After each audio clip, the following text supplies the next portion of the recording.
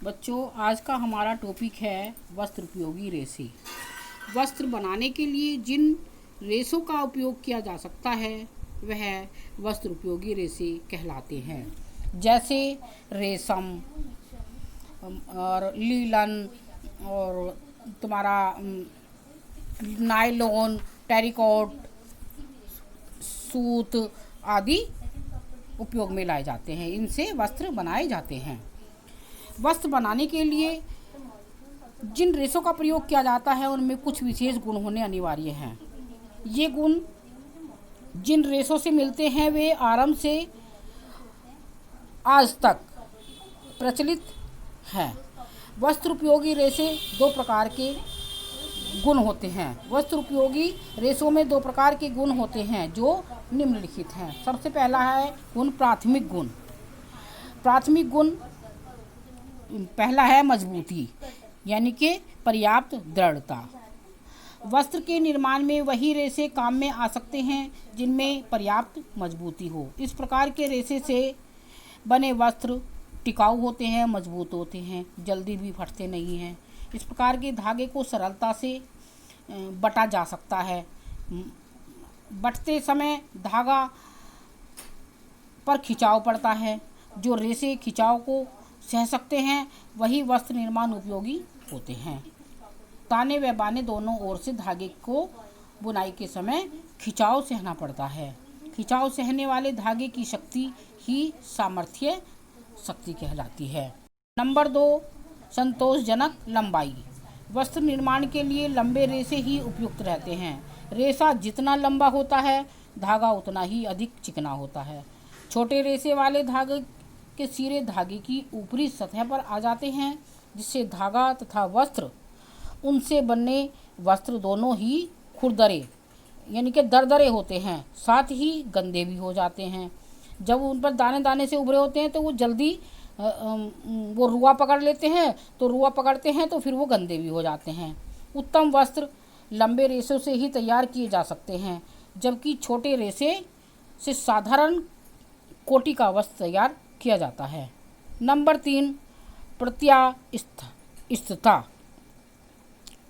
प्रत्यास्थता धागे को अधिकतम लंबाई देने के लिए एक दूसरे से सटाया जाता है। इसमें इन्हें कच्ची सामग्री से खींचकर लंबा करके तथा कटाई करके तैयार किया जाता है। इस समय धागे पर बहुत अधिक तनाव पड़ता है। इस तनाव को सहने की क्षमता उन सूक्ष्म धागों में तभी आती है जब उसमें प्रत्यास्थता का गुण हो। इस गुण के अभाव में धागे टूट जाते हैं। टूटे धागे को बार बार जोड़ने से वस्त्र तैयार करना संभव नहीं है, इसलिए वस्त्रों में सिलवटें कम पड़ती हैं। नंबर 4, आपस में सटने की क्षमता। जिन रेशों में आपस में सटने का गुण पाया जाता है वे वस्त्र निर्माण के लिए उपयोगी सिद्ध होते हैं। रेशे अपने प्राकृतिक रूप में अत्यंत सूक्ष्म होते हैं। सूक्ष्म यानी कि बहुत छोटे होते हैं। इन्हें एक दूसरे के ऊपर रखकर पास रखकर बटाई की क्रिया द्वारा लंबा धागा बनाया जाता है। इन धागों में जितना अधिक सटने का गुण पाया जाता है उतनी ही शीघ्रता से इच्छा के अनुसार लंबाई का धागा तैयार किया जा सकता है। साथ ही उतना ही अधिक उत्पादन यानी कि बढ़ोतरी करी जा सकती है, लंबा करा जा सकता है। नंबर 5, लचीलापन। अन्य गुणों की भांति रेशे में लचीलापन भी आवश्यक है। लचीलेपन के कारण ही रेशों में मुड़ने तुड़ने यानी कि मोड़ा जा सकता है। और बीम मतलब उसका बीम होता है, एक चक्कर सा होता है, उसके ऊपर सरिया लगा होता है गोल, तो उस पर बीम पर चढ़ने लपेटने आदि की क्रिया सरलता से होती है। इस गुण के अभाव में उनके बार बार टूटने की संभावना बनी रहती है। लचीलेपन के इसी गुण के कारण रेशे से वस्त्र बनाना भी सरल होता है। वस्त्र भी मजबूत बनते हैं, वस्त्र जल्दी फटते नहीं हैं और शरीर के आकार के अनुरूप ऐसे वस्त्र अच्छे रहते हैं। अब इसका दूसरा गुण होता है द्वितीयक गुण। द्वितीयक गुण के अंदर आता है अनम्यता। पहला, जिन रेशों में अनियमितता का गुण पाया जाता है उन्हें बटना, काटना तथा बुनना सरल होता है। धागों को फ्रेम पर चढ़ाते समय उन्हें कई बार ऊंचा नीचा करना पड़ता है। अनियमितता के गुण वाले रेशे खींचने पर भी बिना टूटे स्थिर रहते हैं, यानी कि जमे रहते हैं, जिनसे वस्त्र निर्माण की प्रक्रिया भी सहज यानी कि सुगम हो जाती है। नंबर 2 आता है इसमें कोमलता। इस रेशे से तैयार वस्त्र में कोमलता तथा मुलायमता का गुण आ जाता है। मोटे रेशे से मोटे व खुरदरे वस्त्र बनते हैं, जबकि कोमल रेशे से कोमल मुलायम वस्त्र बनते हैं। नंबर 3 इसमें चमक तथा कांति। कोमलता व सूक्ष्मता के समान ही चमक तथा कांति युक्त, कांति कहते हैं चमक धमक को, यानी कि चमकीले को ही कहते हैं, रेशे अच्छे रहते हैं। रेशे की सतह जितनी चिकनी होती है उसमें उतनी ही चमक आती है। कांतिहीन वस्त्रों से कपड़े भी ऐसे बनते हैं जिसमें चमक नहीं होती है, परंतु कई रेशे इस प्रकार के हैं जिनमें प्राकृतिक चमक नहीं होती है, परंतु उनमें उपयोगी वस्त्र बनते हैं।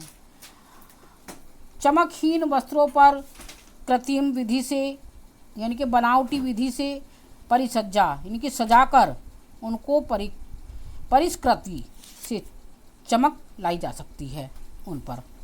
नंबर 4 अवशोषकता। सभी गुणों के साथ रेशे में नमी सोखने का गुण भी होना चाहिए। अवशोषकता यानी कि सोखने का गुण।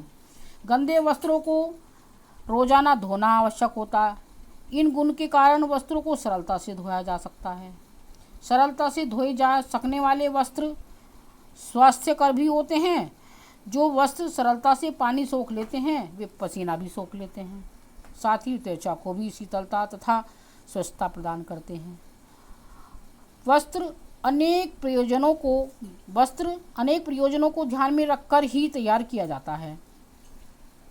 परिधान के लिए, पर्दों के लिए तथा अन्य कई प्रकार के कार्यों के लिए वस्त्रों को रंगा जाता है। उन पर छपाई भी की जाती है। वस्त्र को कड़ा करने के लिए उनमें मांड, कलफ आदि दिया जाता है। वस्त्रों को सफ़ेद करने के लिए ब्लीच दिया जाता है और मर्सराइज्ड करने कई प्रकार की अन्य परिसज्जाओं के लिए वस्त्र में जल को अवशोषित करने का गुण होना चाहिए।